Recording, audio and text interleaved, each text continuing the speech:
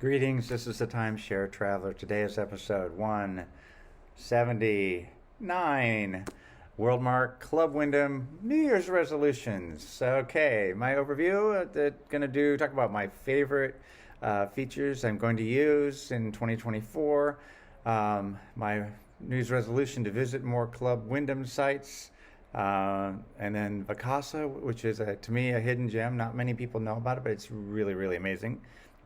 Then my question for my Worldmark really is upgrade or not. Should I stay where I am? Should I upgrade or not? And I'll go through that. And then the maintenance fees going in this year up about 6%, and that includes the first sort of the one-time assessment. So before I do go into the details, let me tell you a little bit about my channel, and I'll be right back to go into the details. Hi, this is Cliff, and I'm the Timeshare Traveler. Welcome to my channel. The purpose of my channel is to educate those who love traveling in timeshares. I've been an owner for 15 plus years at timeshare ownership. I have elite ownership with Marriott, Hilton, and Worldmark. I have published over 100 timeshare video reviews, and I've published over 95 timeshare tips. I can be found on Facebook at Timeshare Trav, at Twitter, Timeshare Trav, and on the web at www.timesharetraveler.com. Okay, I'm back. My favorite features I'm going to use, and I should start with the obvious. I hope it's obvious that I'm going to use the resorts. That's I plan to use several new resorts. Probably go to quite a few of them that I've been past. I have some of my favorites now. I've been doing this a lot, so I'll have that. But I'm actually going to try to expand out to more Club Wyndham locations, and the reason for that is the lower cost of Club Pass. It used to be you'd have to couldn't look online, and you could look online and see availability, but you had to call and see if you could reserve it, and you had to pay a $99 fee right then.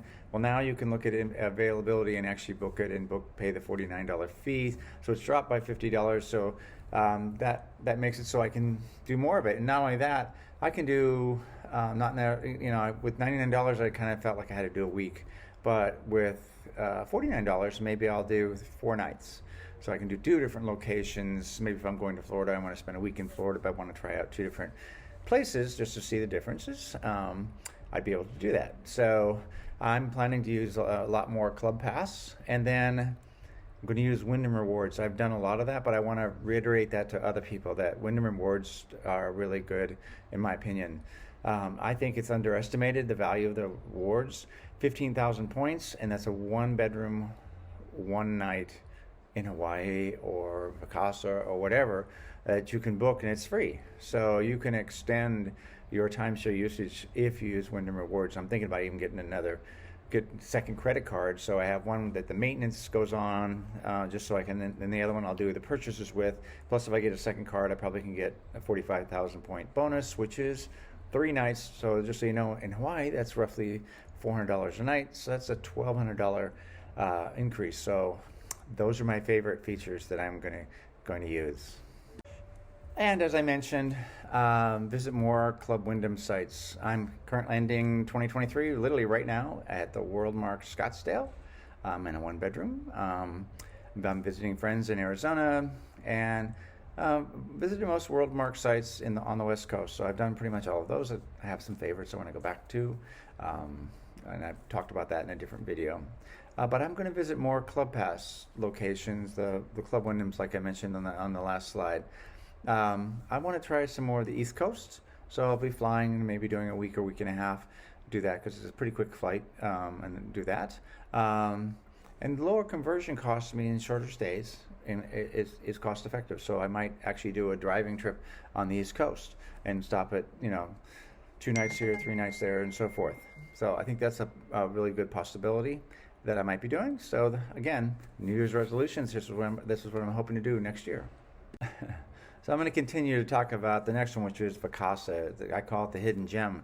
I run into so many people that don't know about it. Vacasa is kind of like it's very similar to Airbnb. There's homes, there's condos, but there's just lots of locations. Not as many as Airbnb, but there's quite a few locations, and they're available for using Wyndham Rewards points. I have a whole video if you search my channel on how to book it. And I've actually I booked a studio on the ocean on the Big Island the week before the Ironman triathlon, which I thought everybody had already got there. I didn't know how I was going to possibly pull that off, but I did.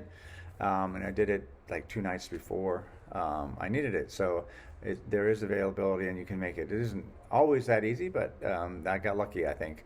And again, it allows you to rent homes or condos. So if you want to get a 4-bedroom home, again, it's 60,000 points a night, but 4 bedrooms, maybe on the beach somewhere in Southern California or Hawaii, wherever, there are some of those available.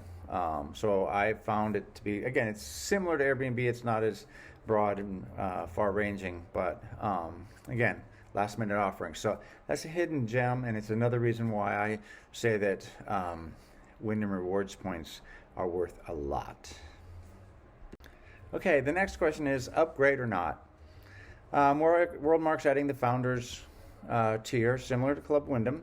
So I'm 20,000 points away at the moment. I don't know whether I'm going to or not. Right now, I'm not going to. I'm still evaluating the upgrade. The other option is just to buy resale points because they're cheaper. The maintenance is the same, but you can't use those in the Wyndham side, but you could use them in the Worldmark side. So that's just a less expensive option. And my critical issue is that I want to be able to rent them out if I'm not going to be using them, just as an alternative, so that I don't want to waste the maintenance fees. I want to be able to. I'm not trying to make a killing. I just want to, pay off my maintenance fees and then use the remainder. And that would make sense maybe for me potentially to upgrade to Founders if that were the case. I did try an Airbnb over Christmas, but I'm new to Airbnb, so I'm just figuring it out, and it didn't work. So I won't do an upgrade until I can rent out unused points. Maybe it won't be so bad if I buy them resale, but that's kind of where I am right now, upgrade or not. Those are the things I'm doing. I have enough points, so I don't need more points. So I'm not going to upgrade. I'm not going to upgrade unless I can offset my maintenance fees and somehow make vacations cost less. So that's my plan, and I'll stick to it. And the last thing with regards to Worldmark Club Wyndham is maintenance fees went up 6%, and that was the lowest. And then that included roughly a 1% increase in a one-time special assessment, which is the first time in the 6 or 7 years I've owned that's happened. So I don't think it's that normal. But compare it, Marriott went up 15%.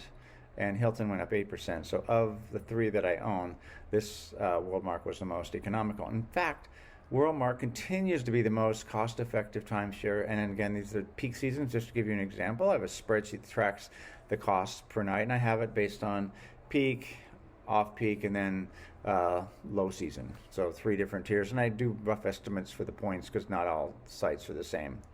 And I do the average night stay here based on a week. So I'm not just using the weekends, which are higher points. So 1 bedroom, Worldmark's about $113 for a 1 bedroom on average. Hilton's about $166, and Marriott chalks in at $315. 2 bedroom, Worldmark $142, Hilton $242, Marriott a whopping $505. So Marriott on the 2 bedrooms is roughly twice the cost, and of Hilton, and almost, I guess, 3 times the cost of Worldmark.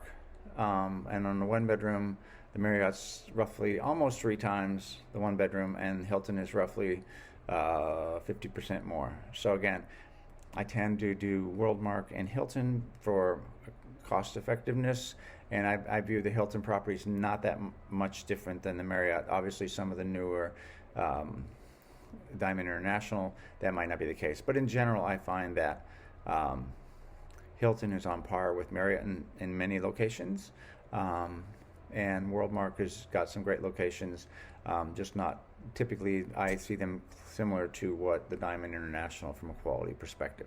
Nothing wrong with that. I'm quite happy with it. So anyway, hope you liked my New Year's resolutions for Worldmark. If you haven't already, don't forget to subscribe, and love to if you could do a like. Have a wonderful New Year. Bye.